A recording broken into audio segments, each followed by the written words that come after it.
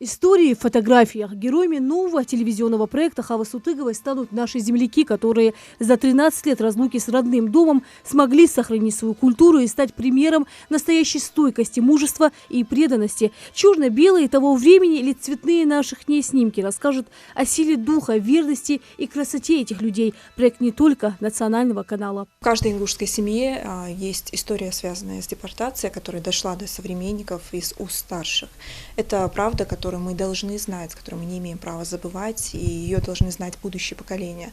Конечно же, эту миссию выполняет и национальный телерадиоканал Ингушетия. За эти годы в эфир вышло очень много программ, повествующих о событиях депортации, рассказаны истории людей, очевидцев, участников этих событий, но они единичные. Хотелось бы охватить как можно больше людей и представителей того мужественного поколения. Для нас это очень важно. Дело в том, что это не просто проект национального телеканала, это наш общий проект нашего народа, и мы надеемся, что как можно больше фотографий нам скинут, и мы сможем показать лица этих людей. Проект поможет сохранить память, вспомнить имена достойных сыновей и дочерей нашего народа, станет примером для ныне живущих поколений. Работа над документальными промо-роликами уже началась. Есть первые фотографии участников депортации. Мы сейчас только объявляем старт сбора фотографий, тем не менее наши коллеги, которые узнали о том, что планируется этот проект, скинули нам уже фотографии своих героических предков, своих бабушек, дедушек, которые были депортированы.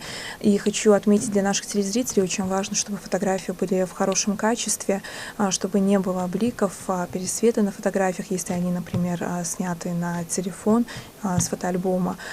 Сколько историй, сколько удивительных судеб. Каждый из нас может рассказать о своих родных, тех, кто был депортирован. Фотографии ваших родственников нужно отправить на адрес электронной почты, который вы видите на своих экранах. Еще раз повторюсь, наша основная цель – показать как можно больше людей, которые пережили тяготы депортации. Мы их обязательно покажем 23 февраля.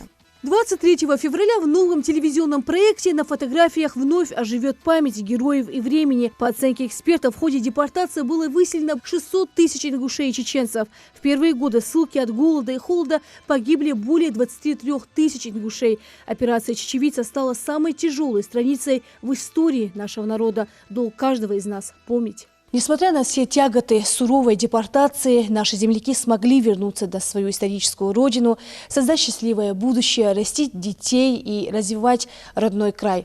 Новый телевизионный проект поможет каждому из нас оглянуться назад и просчитать по снимкам характер и судьбу этих героических людей. Лина Цичоева, Мухаммад Белакиев. Новости 24.